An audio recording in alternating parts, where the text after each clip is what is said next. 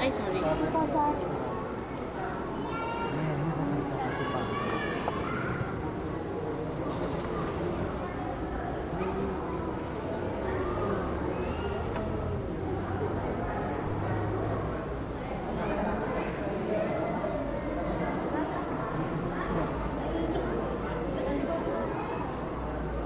Handa na po tayo.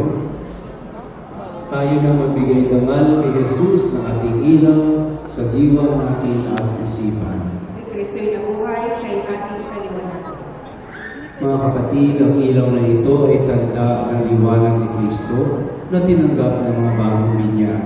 Sa tulong ng mga magulang, ninong at ninang, naway mag-alam ito sa kanilang puso at diwa hanggang sa pagbabalik ni Kristo, ating Panginoon. Naging anak tayo ng kaliwanagan kay Kristo, tumulog tayo ngayon sa ating Ama, na bukal ng kaliwanagan at buhay sa panalangin.